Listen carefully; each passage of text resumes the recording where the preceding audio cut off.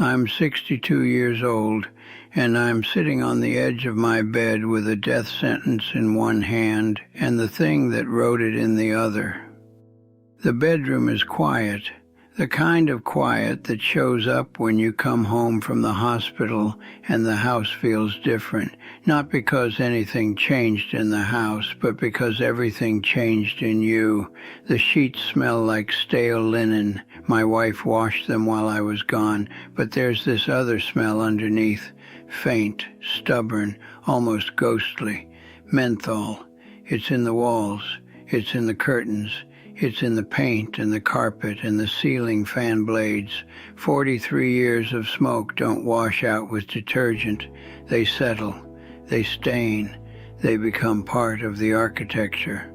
My house smells like the thing that's killing me, and no amount of open windows is going to fix that. I was cleaning out the bedside drawer, just sorting through what had piled up: insurance forms, hospital bracelets with my name and a barcode printed on them like I'm a product being scanned out of inventory. Discharge papers with instructions I'm supposed to follow for a body that's already past following instructions. And my hand reached to the back of the drawer and touched something I'd forgotten was there, a half-crushed pack of Marlboro Lights. I pulled it out slowly. The cellophane wrapper has gone cloudy with age, that yellow-tinged plastic that tells you something's been sitting in the dark for a long time.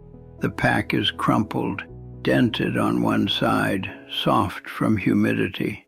One cigarette is broken, poking through the top of the pack at an angle bent but not severed, like a crooked finger pointing at me.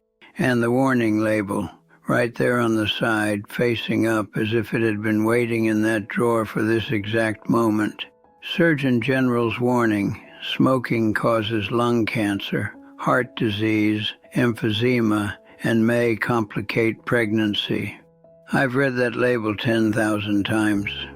On every pack I ever bought, every carton I ever opened, every cigarette I ever pulled from its little paper coffin and placed between my lips. 10,000 times those words were printed inches from my face, and I never read them, not once, not really. They were wallpaper, background noise, a legal disclaimer I scrolled past the way you scroll past terms and conditions. I agreed to the terms.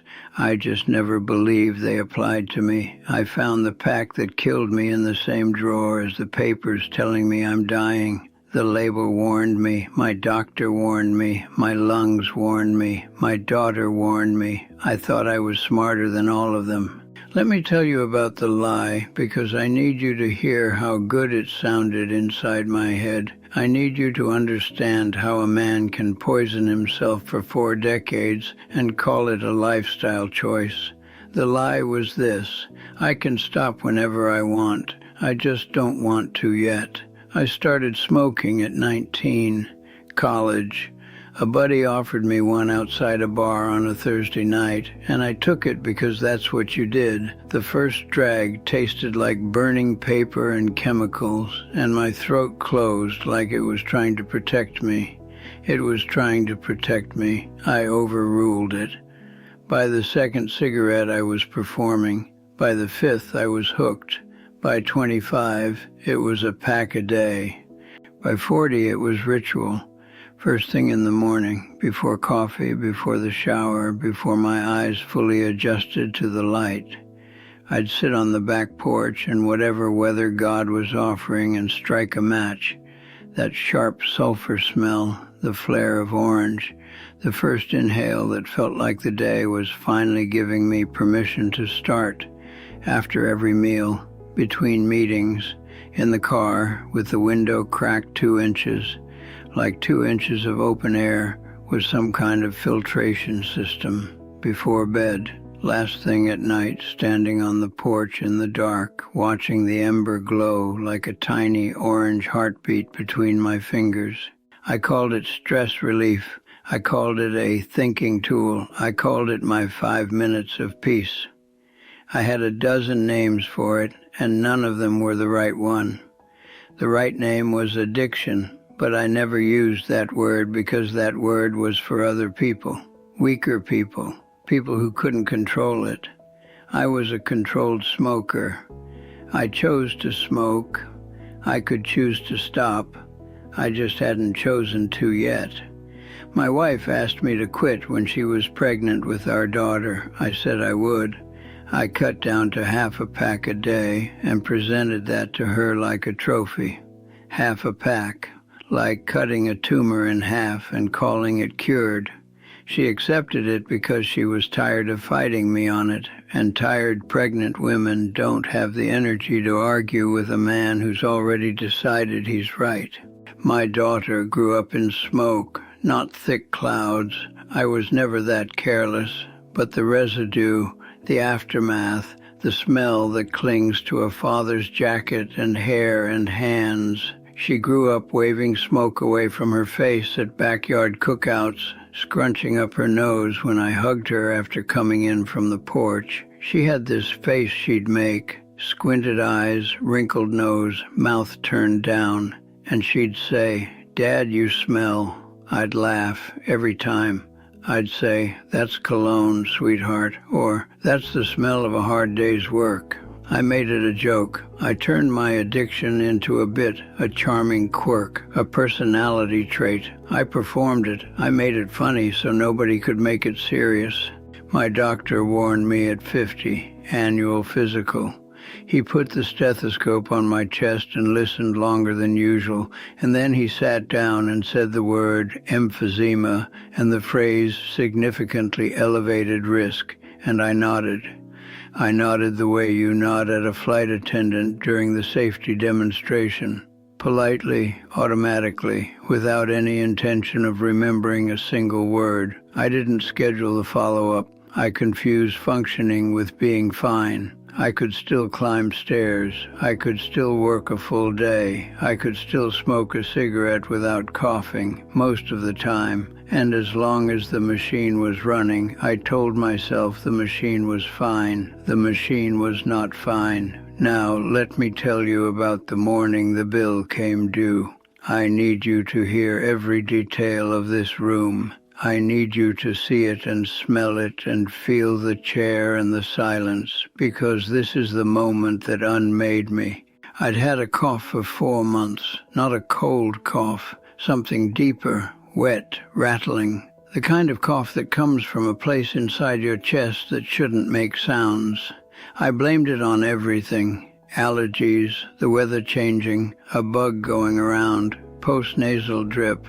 I had a new excuse every week, and every week the cough got worse, and every week I reached for the pack on the porch and lit another one and told myself this was the last symptom I needed to explain away before things went back to normal. My wife made the appointment, not asked, made. She called the pulmonologist herself and told me the date and time and said, "You're going." The way she said it told me she was done asking. The oncologist's office was cold, not figuratively. The air conditioning was turned up too high, the way it always is in medical buildings, and the air had that dry, sterile bite that makes your skin feel tight. The walls were beige, the carpet was gray. There was a plastic model of a pair of lungs on a shelf behind the doctor's desk, the kind they use to show patients what healthy lungs look like. Pink, clean, smooth, two perfect plastic organs that had never touched a single molecule of smoke. The scan images were clipped to a light box on the wall. I could see them from my chair, black and gray and white, the landscape of my own chest rendered in shadow and contrast, and there were spots. I could see them before the doctor said a word, irregular shapes, lighter patches scattered across both sides like someone had flicked a wet paintbrush at an X-ray. The doctor pointed, both lungs, lymph nodes, spots on my liver. He used words I'd heard before, but never inside a sentence aimed at me. Non-small cell, metastatic, stage 4, The number hung in the air the way smoke hangs in a room with no ventilation. It just floated there, not dissipating, not going anywhere, just occupying the space between me and every future I thought I had. The word metastatic was the worst. It means spread. It means the thing that started in one place decided it wasn't finished and went looking for more of you to consume. My lungs weren't enough. It wanted my liver. It wanted my lymph nodes. It wanted everything. And it had been shopping while I was on the porch lighting matches.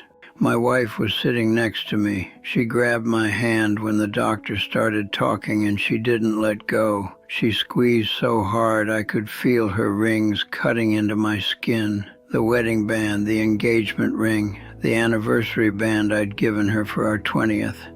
3 rings pressing into my flesh like she was trying to physically hold me in the room, in the world, in the life we were supposed to still have. The fluorescent light above us buzzed. That low electrical hum that you hear in every doctor's office, every hospital, every room where bad news is delivered under lights that make everyone look slightly sick even before the diagnosis. And I stared at that plastic lung model on the shelf, those pink, clean, perfect lungs. And I thought about mine. 43 years of tar and nicotine and carbon monoxide, 43 years of 5-minute breaks, 43 years of I can quit whenever I want. I thought about every cigarette I ever smoked, thousands upon thousands of them, and I realized each one was a receipt, a tiny paper-wrapped receipt for a purchase I was making with time I didn't have. And then I thought about my daughter, 7 years old, wrinkling her nose. Dad, you smell.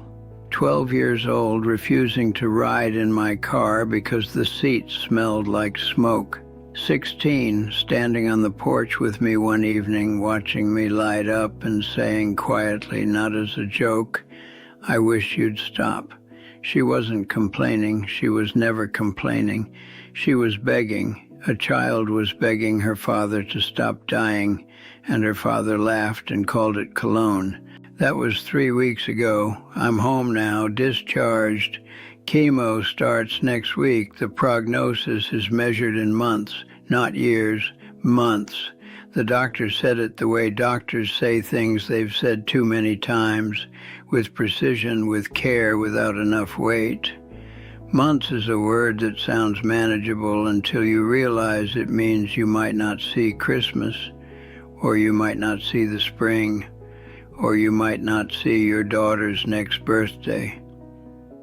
The cigarette pack sits on my bedside table now.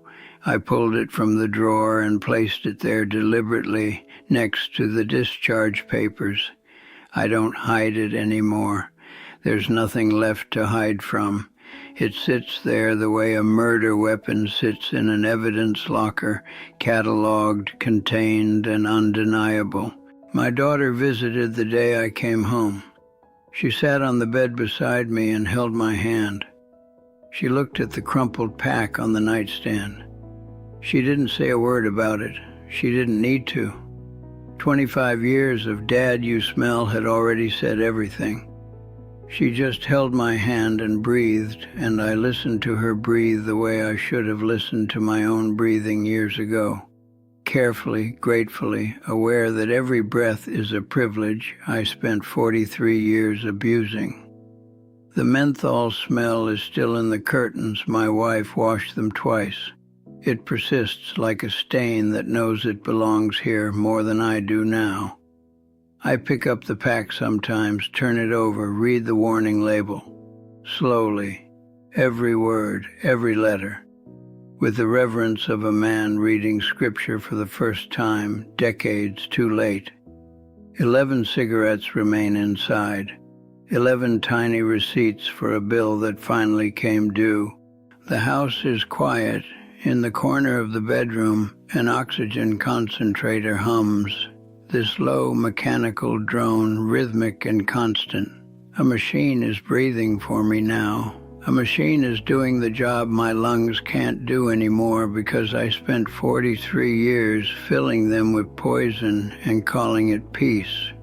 5-minute breaks. That's what I traded my life for. 5 minutes at a time, thousands of times, added up and cashed out as a death sentence signed in my own handwriting. Now I'm talking to you. You've got one in your pocket right now, don't you? Or in your car, glove box, center console. Or maybe you just had one before you clicked on this video. Maybe you're watching this on your phone on the porch, and the ashtray is still warm. You're telling yourself the same lie I told myself. I'll quit when things calm down. I'll quit after this project. I'll quit when the stress lets up. I'm not addicted. I just enjoy it. Things don't calm down. Stress doesn't let up. And you're not enjoying it. You're obeying it. You are a servant to a thing that is burning you from the inside out, and you're thanking it for the privilege. Throw the pack away, not tomorrow. Now, not cut down, not switch to vapes, not only on weekends. Throw them away. Walk to the trash can, drop them in, and then tell someone you did it. Tell your wife, tell your kid, tell a stranger. Tell someone so you can't walk back to that trash can at midnight and fish them out. Make it irreversible, make it witnessed. Your lungs are talking to you right now. That tightness you feel in the morning, that cough that's been hanging around longer than it should, that shortness of breath you blame on being out of shape, that's not aging. That's a warning label printed on your own chest, and you're scrolling past it the same way I did. My daughter told me I smelled. She was 7 years old. She wasn't being rude. She wasn't being difficult. She was smelling death on me before any doctor could find it. A child's nose knew what a CT scan would take 35 more years to confirm. 11 cigarettes left in the pack. 0 years left to smoke them. The warning label was right. It was always right. I just thought the warning was for someone else.